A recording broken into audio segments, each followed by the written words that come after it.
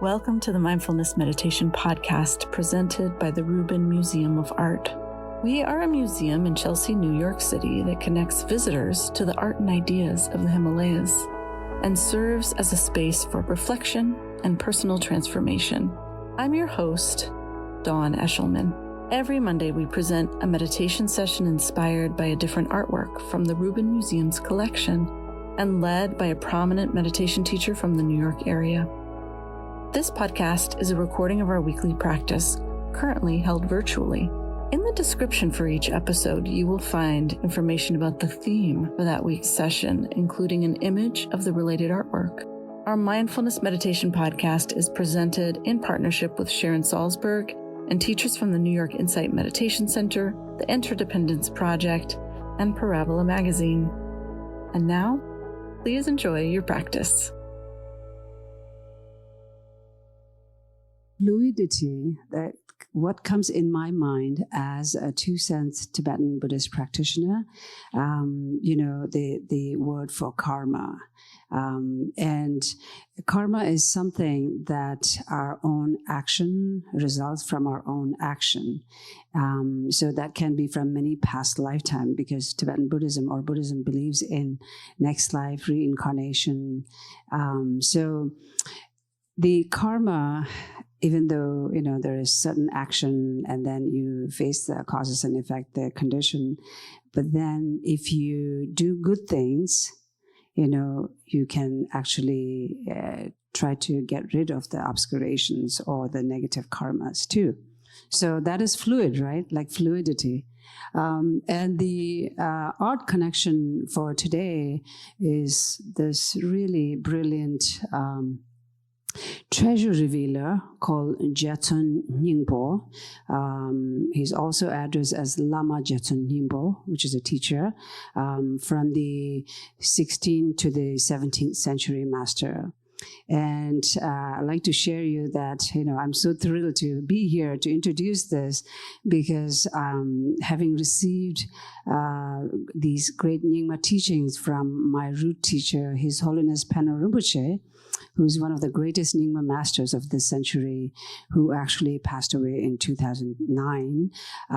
I grew up receiving teachings and hearing so many of the treasure revealers, including Jatson Nyingpo.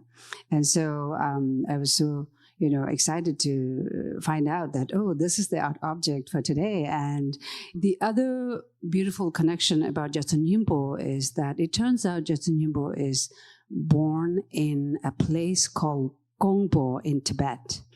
And guess what? Gongpo is where my mother was born.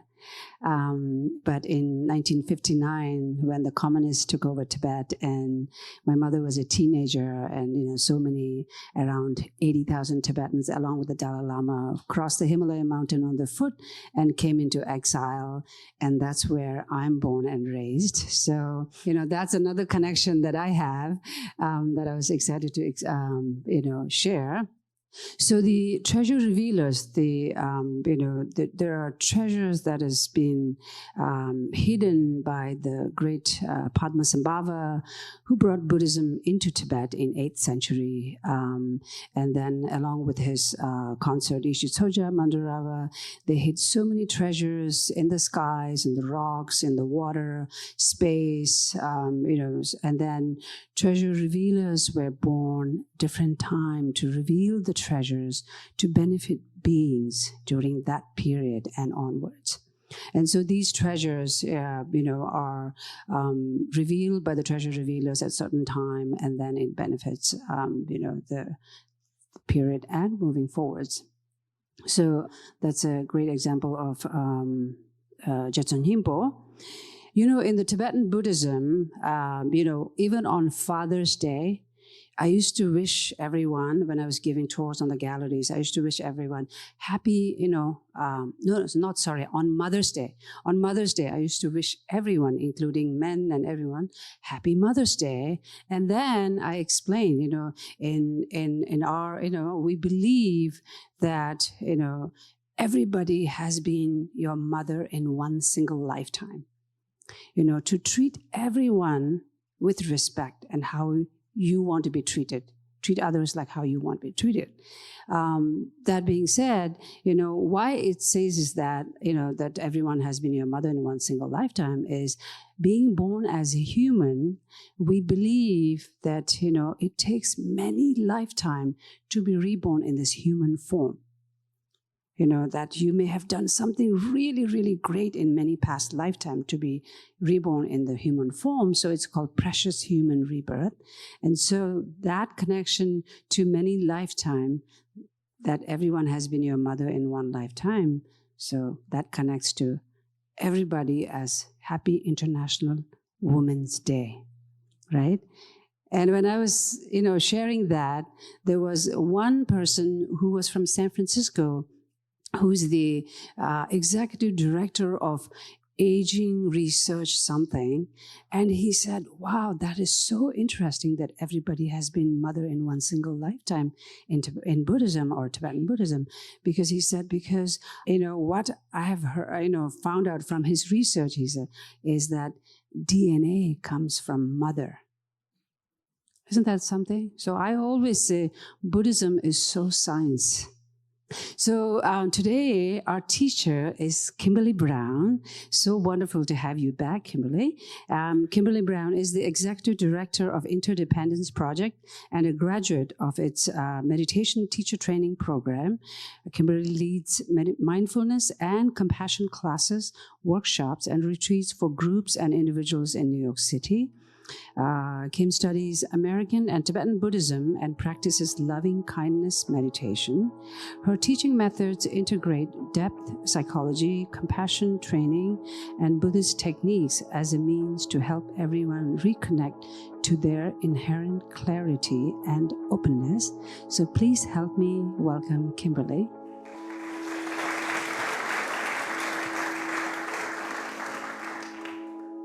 Tashi, thank you for that beautiful introduction. And hello, everyone. Thank you for being here, and take a moment to appreciate that you came here for yourself and that you're supporting your community. So, as Tashi mentioned, today, the theme for this month is fluidity, and it's corresponding with the Rubin's year-long theme, The Future is Fluid. So we're looking at this amazing tanka of this great teacher, Jatson Nyingpo. And it said that he practiced in a cave for 17 years, that his mind was vast and wise. As mentioned, he lived in the 17th century, and he discovered or revealed these teachings. Now, these teachings were hidden in the 8th century by this teacher, Yeshe Tsogyal. I always mispronounce that, thank you, Yeshe Tsogyal. And she had planted them in the 8th century with the intention for future teachers to discover this at auspicious moments and reveal it to help everyone wake up, right? So this Lama discovered these hidden treasures. And there were two types of treasures. They call the Tibetan word is terma, and there are two types. There are actual artifacts, material objects, ritual objects, hidden in the earth, in the landscape, to be discovered. And then there were teachings, and these teachings are translated in English often as intention treasures. Okay? And the intention treasures are revealed in someone's mind, right? And this Lama, you can see her treasures were revealed in his mind, and he wrote them down, right? So he could share them. So in a certain way, it's possible, I think, for us to consider this as an important metaphor for our own practice, okay? As we practice, we are cultivating our own intention treasures that will be revealed to us in the future. The present is determined, what's happening right now is determined by countless conditions and causes from the past, okay? In our own lives, This is our own actions, our own thoughts and words and speech and behaviors, and also the conditions in which we live, right? So all of that creates the present, and then our present moment actions create the future. So what that means is that the future cannot be determined or fixed.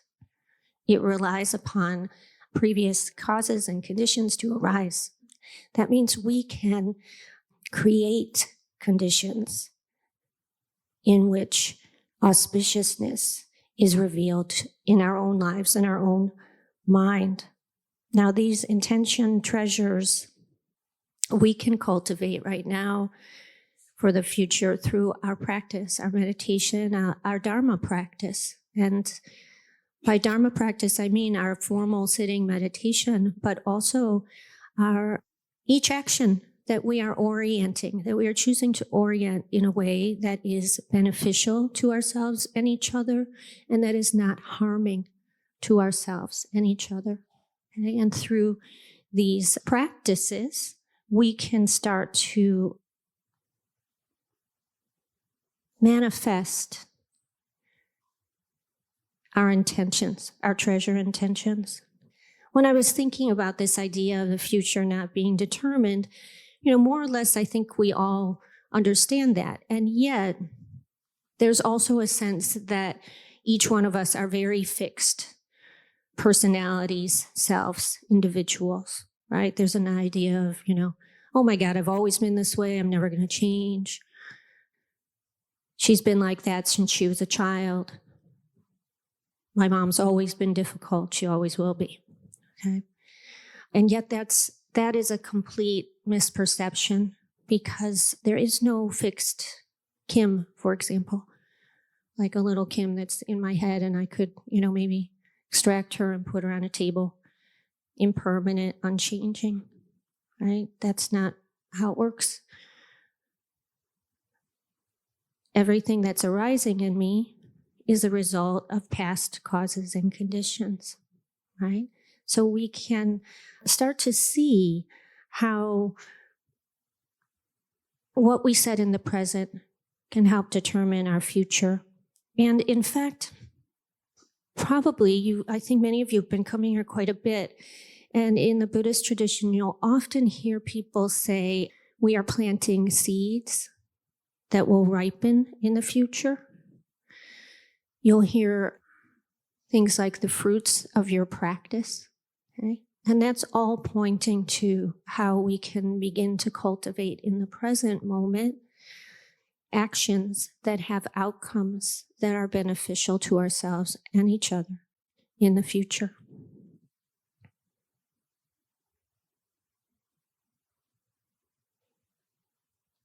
There's a neuroscientist, Richard Davidson, and he studies certain qualities like compassion and kindness and lovingness and wisdom.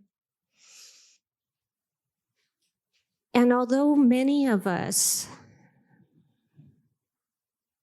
have an idea that someone like His Holiness the Dalai Lama is just born that way, so kind and loving, or you'll meet someone and think, wow, they're just so patient. That's just how they are, right? Or you might have a good friend who's very compassionate. Oh, they've always been that way. Okay. Now, Richard Davidson in his research has noticed that these qualities are inherent in each one of us. Each one of us can cultivate them. Okay. What he's found is that they're a lot like language, in that each person has the ability to speak language when they're born, and it needs to be fostered, right, and developed, helped with their environment. So each one of us can do that too. Again, the future is not fixed. If you are ever lucky enough to have a teachings with the Dalai Lama, he's usually here once a year. He usually has a big teaching, lots of people come out, and he will often say to you, people think, oh, I know how to do this. I'm so wise and smart because I'm the Dalai Lama. but it's the result of 60-something years of teaching, or years of study, right? 60 or 70 years of study. And if each one of us did that, we can also cultivate and develop our minds too. So last year, I was lucky enough to have a teaching with a Tibetan teacher named Thai Situ Rinpoche. He doesn't come to the West a lot. And the teaching he wanted us all to really take in was that he said Western people don't understand what a miracle is. It was really important to him. He said, a miracle is simply something that was once impossible, and now it's possible. That's all it is. And he wanted us to understand that because through our thoughts, our words, our actions, we can create different conditions, different possibilities, and we have powerful and valuable lives to bring about changes, to not have a fixed future, and to consider everything that's possible for us. So let's sit together. Let's cultivate our own intention treasures today. I encourage you, if you are someone who usually keeps your eyes closed, I encourage you to keep your eyes open. If you're someone who usually keeps your eyes open during meditation, then go ahead and close them. Okay? With your opened eyes, you can softly gaze at the chair back in front of you. So go ahead and don't meditate. Don't not meditate. Just letting yourself settle in here. You've just walked in from a storm. You may be wondering what it's like outside. You might be remembering something you have to do. Just noticing that, feeling your feet. Bringing your attention to your seat and your belly.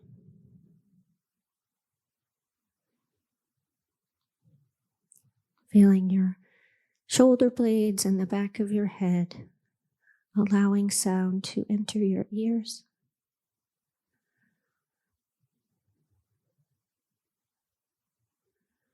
Taking a moment to remember why you're here, what your intention is. Meditating together, coming to this community each week. Take a moment to appreciate that.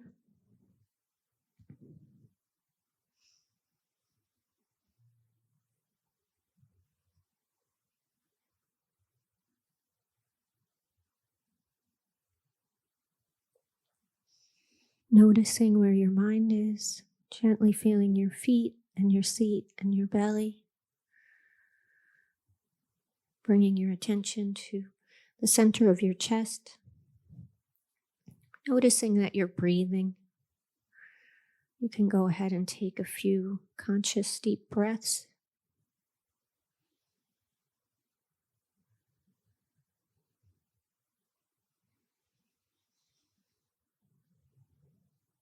And placing your attention on your breath.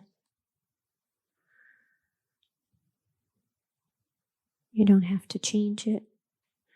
Just being with it. Allowing it.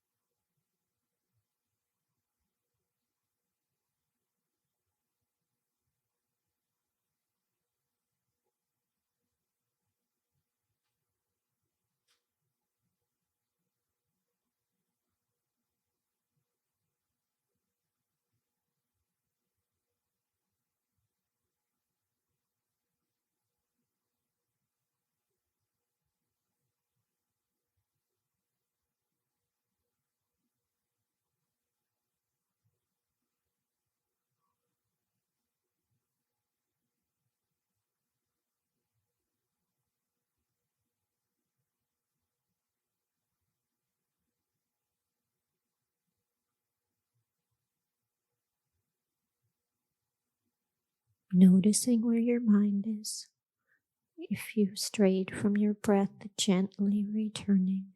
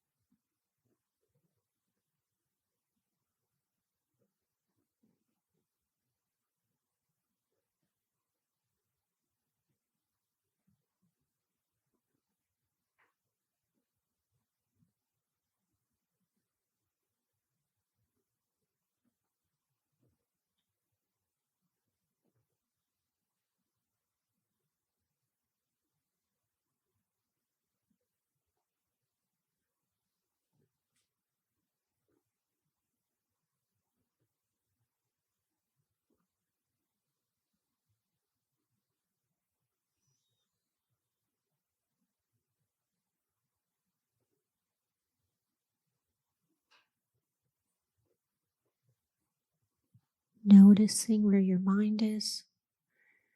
If thoughts arise, you can consider them as clouds in a sky, right? And like the sky, your mind doesn't have to cling to those thoughts. It doesn't have to push them away, just allowing them to come and go. Bringing your attention to your breath.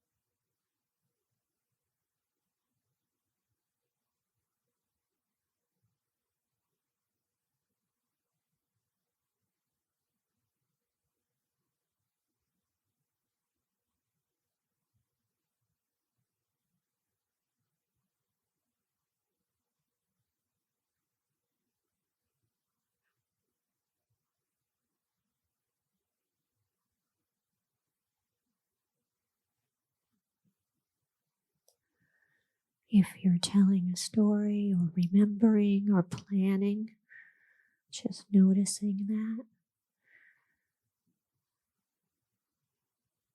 Bringing your attention back to your breath, to this moment.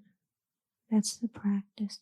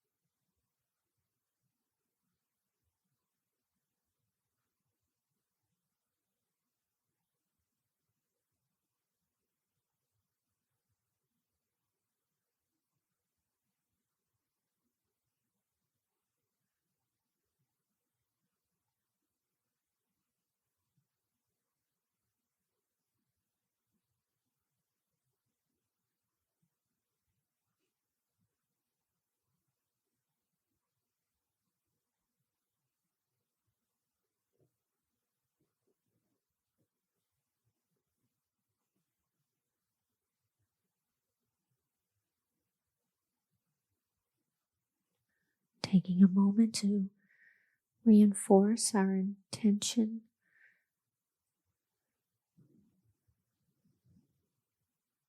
May I be free from suffering and the causes of suffering. May my friends and family, may you be safe. May you be free from suffering and the causes of suffering. May everyone in this room, may we be safe. May we be free from the causes of suffering and suffering. May my enemies be safe. May they be free from suffering and the causes of suffering. May all beings everywhere be safe. May we be free from suffering and the causes of suffering. Bringing your attention to your feet, your seat, your belly. Allowing sound to enter your ears. In a moment, I will invite the bell to ring. Please stay still until you can no longer hear it, at which time, if you'd like, you can join me in offering a bow to yourself for your practice today.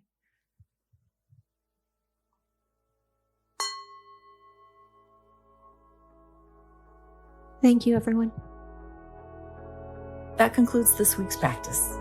If you would like to support the Rubin and this meditation series, we invite you to become a member of the Rubin. Thank you for listening. Have a mindful day.